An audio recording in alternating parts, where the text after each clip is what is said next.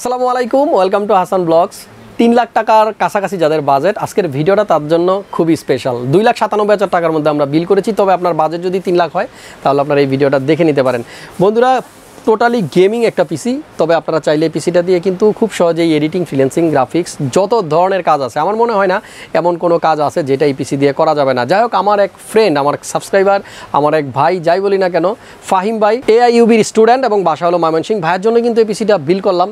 যে কোনো কারণে ভাই ক্যামেরার সামনে আসতে নারাজ, তারপরও কী করব, এটা কিন্তু মিস করতে পারতেছি না। এত সুন্দর একটা পিসি আপনাদেরকে দেখানোর লোভ আমি কোনো মতেই সামলাতে পারলাম না। আশা করতেছি এই ভিডিওটা আপনাদের খুবই ভালো লাগবে। যদি ভালো লাগে একটা লাইক দিয়ে দিন, আর পাশাপাশি আমার চ্যানেলটা সাবস্ক্রাইব করে রাখবেন। তাহলে এরকম সুন্দর সুন্দর ভিডিও কিন্তু সবসময় আপনি পেয়ে যাবেন যখনই আমি আমার চ্যানেলে আপলোড দেবো। তো চলুন কথা বাড়াচ্ছি না, শুরু করা যাক।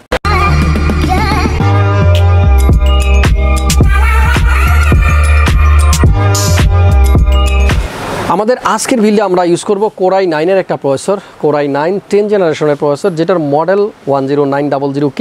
টোটালি আনলক একটা প্রসেসর, এবং এই প্রসেসরটা দিয়ে এর আগেও আমার কতগুলো পিসির বিল্ড আছে। তবে আজকেরটা কিন্তু একটু স্পেশাল এবং একটু ডিফারেন্ট। আশা করতেছি এই ভিডিওটা দেখলে আপনি সেটা বুঝতে পারবেন। সো এই প্রসেসরটা থাকবে যাদের ইচ্ছা ইন্টেল দিয়ে একটা high performance gaming PC build করবেন, তাদের জন্য কিন্তু এই প্রসেসরটাই সেরা। সো এই প্রসেসরটা থাকবে। পাশাপাশি আমরা একটা মাদারবোর্ড ইউজ করেছি টাফ গেমিংয়ের, আসুসের, model number Z490+ wifi. Built in ওয়াইফাইয়ের জন্য এই মাদারবোর্ডটার প্রাইস একটু বেশি। তবে আপনি চাইলে যদি ব্রডব্যান্ড ইউজ করার ইচ্ছা থাকে, যে আমি ওয়াইফাই ইউজই করবো না, সেক্ষেত্রে কিছু কিন্তু দাম কমিয়ে আপনারা ওয়াইফাই ছাড়াটাও নিতে পারবেন।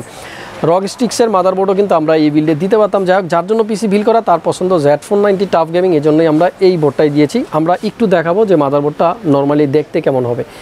টাফ গেমিং ব্র্যান্ডিং করা থাকবে এখানে, এবং টোটালি একটা RTX মাদারবোর্ড। সো আমাদের আজকের যে কেসটা আমরা ইউজ করেছি, সেখানে কিন্তু দেখতে পাচ্ছেন ফুল কেসটাই কিন্তু আপনারা ফুলফিল করে ফেলেছি আমরা মাদারবোর্ডটা দিয়ে। এখানে যদি আমরা মাইক্রো RTX বোর্ড ইউজ করতাম তাহলে বোর্ডটা এখানেই শেষ হতো, দেখতে কিন্তু অসুন্দর লাগতো। যাই হোক, এই মাদারবোর্ডটা থাকতেছে 3 ইয়ার্স ওয়ারেন্টি সহ। আরেকটা জিনিস আসুস মাদারবোর্ডগুলোর ক্ষেত্রে বলতে হয়, একমাত্র আসুস মাদারবোর্ড যেটা রিপ্লেসমেন্ট ওয়ারেন্টি দিয়ে থাকে। সো আপনারা আপনাদের চয়েস লিস্টে চাইলে আসুসটাও রাখতে পারেন। আমাদের আজকের বিল্ডে একটা গ্রাফিক্স কার্ড ইউজ করতেছি আমরা, অরাসের মাস্টার। আপনারা দেখতে পাচ্ছেন মডেল হলো GeForce RTX 3070। এই 3070-র অনেকগুলো ভ্যারিয়েন্ট আছে।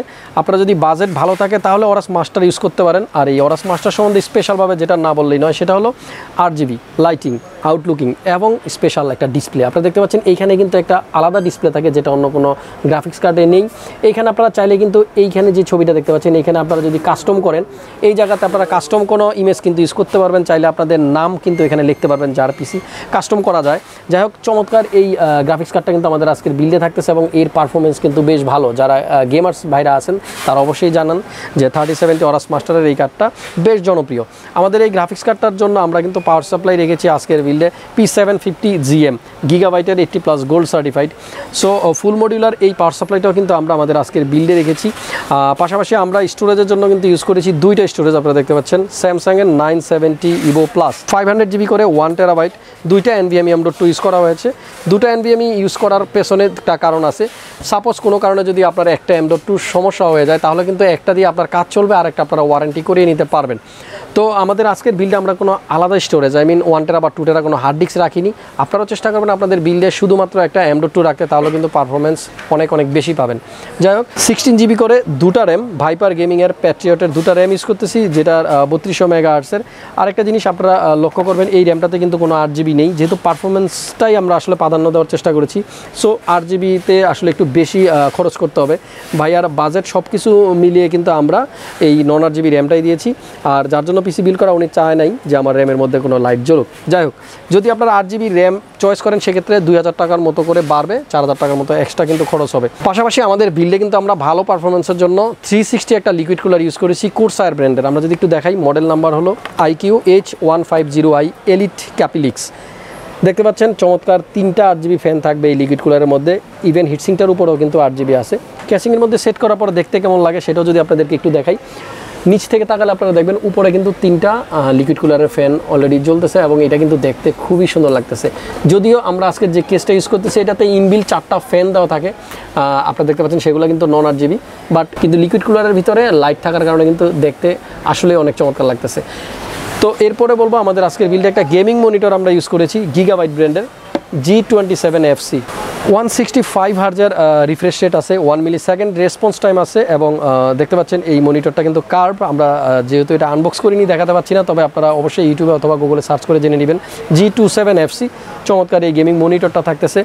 আসলে এত কম্পোনেন্ট আমি বলেই শেষ করতে পারতেছি না। তো এই পিসিতে একটা কেস ইউজ করেছি যেটা হলো NZXT ব্র্যান্ডের। চমৎকার এই কেসিংটা কিন্তু আমাদের বিল্ডে আছে। আপনারা জানেন এর বিল্ড কোয়ালিটি খুবই ভালো এবং এয়ারফ্লোর জন্য কিন্তু ভালো একটা ব্যবস্থা আছে। আপনারা দেখতে পাচ্ছেন একেবারে উপর থেকে নিচ পর্যন্ত কেসিংটার পিছন সাইডে এবং সামনের দিকে দুই দিকেই কিন্তু এয়ারফ্লোর জন্য ভালো ব্যবস্থা করা আছে। আর কেবল ম্যানেজমেন্টের ব্যবস্থাটাও কিন্তু খুব সুন্দর এই কেসটার মধ্যে। আমি বলতে চাই এই কেসটার সবচাইতে ভালো লাগে আমার কাছে বিল কোয়ালিটি, চমৎকার বিল কোয়ালিটি। আপনি চাইলে এই কেসটার উপরে দাঁড়াতেও পারবেন, এত হেভি স্ট্রং একটা কেসিং। আচ্ছা, NZXT-র এই কেসটা থাকতেছে যেটাতে 4টা ফ্যান আমরা ইনবিল্ড পাবো, আমাদের এক্সট্রা কিন্তু কোনো ফ্যান লাগাতে হয়নি। যাই হোক, এরপরে আমাদের আজকের বিলটা একটা কিবোর্ড থাকতেছে, দেখতে পাচ্ছেন র্যাপো ব্র্যান্ডের। এটা কিন্তু একটা মেকানিক্যাল কিবোর্ড। সো 2500 টাকার আশেপাশে এই কিবোর্ডটা কিন্তু খুবই ভালো। B500SE হলো এর মডেল, হালকা পাতলা 8GB লাইটিংও আছে। তো এই কিবোর্ডটা থাকতেছে, আবার একটা ইউপিএসও কিন্তু আছে, আপনারা দেখতে পাচ্ছেন 650 ওয়াটের। যাই হোক, উনি যে ভাইয়ের জন্য পিসিটা বিল করা, ভাইয়া কিন্তু চাচ্ছিল মাত্র 5-10 মিনিট ব্যাকআপ দিলেই আমার হবে, এর বেশি লাগবে না। যেহেতু উনি আসলে চাচ্ছে কারেন্ট চলে গেলে যেন কোনো রকমের সেভ করে পিসিটা অফ করে রাখা যায়। তবে 650 না নিয়ে এখানে 1200 বিয়ের একটা ইউপিএস নিলে হয়তো আরও বেশিক্ষণ ব্যাকআপ পাওয়া যেত, আরও ভালো হতো। যাই হোক, এরপরে আমাদের আজকের বিলডে একটা হেডফোনও আছে কিন্তু কোর্সারের HS50 Pro স্টেরিও, এই হেডফোনটা থাকতেছে। মোটামুটি এই হলো কম্পোনেন্ট, সব কিছু মিলিয়ে ঝিলিয়ে আমাদের টোটাল বাজেট হলো 2,97,000 টাকা। ভাইকে কিছু গিফট দিয়ে দিয়েছি, গিফটের কথাটা নাই বলি, গিফট তো গিফটই। যাই হোক, 3 লাখ টাকা বাজেট ছিল, আমরা 2,97,000 টাকার মধ্যে এই পিসিটা বিল করে দিয়েছি। গ্রাফিক্স কার্ডটার কথা বলবো, এই গ্রাফিক্স কার্ডটার প্রাইস কিন্তু মানে একটা সময় ছিল আপনার 1 লাখ টাকার অনেক নিচে, বাট আপাতত যেহেতু আপনারা জানেন গ্রাফিক্স কার্ডের দাম অনেক বেশি। GDDR6-এর 8GB এই গ্রাফিক্স কার্ডটা আমাদের আজকের বিলডে আছে, যার প্রাইস এখন আপনারা যদি ওয়েবসাইটগুলো সার্চ করেন দেখবেন 1,20,000 থেকে 1,25,000 টাকার মধ্যে। তো বন্ধুরা, যারা ধৈর্য সহকারে এতক্ষণ আমাদের সাথেই ছিলেন আপনাদেরকে অনেক অনেক ধন্যবাদ। এইরকম 2 লাখ, 3 লাখ, 1 লাখ, 4 লাখ, 5 লাখ, 7 লাখের অনেকগুলো ভিডিও কিন্তু আমার চ্যানেলে আছে, চাইলে একটু ঘুরে আসতে পারেন। আর এরকম পিসি লাগলে আপনারাও চলে আসবেন মাল্টিপ্লান সেন্টার লেভেল 7, ক্রিয়েটাস কম্পিউটার, 75657 এই শপে আসলে আমাকে পাবেন। আরও একটা জিনিস বলতে চাই, ভিডিওতে কিন্তু আসলে কি বলবো, আমি আমার আশেপাশে অনেকগুলা কাজ থাকে, সেই কাজের ফাঁকে কিন্তু এই কষ্ট করে ভিডিওগুলো বানাই শুধুমাত্র আপনাদের জন্য। সো বানাতে গিয়ে অনেক সময় ভুল ত্রুটি হতে পারে, কোনো মিস্টেক যদি করে থাকি ক্ষমা সুন্দর দৃষ্টিতে দেখবেন, ভাই বন্ধু যেটাই মনে করেন না কেন। আপনাদের জন্য নতুন একটা ভিডিও নিয়ে আসবো খুব শীঘ্রই। সে পর্যন্ত সবাই ভালো থাকুন, সুস্থ থাকুন, আমাদের সাথেই থাকুন। আল্লাহ হাফেজ।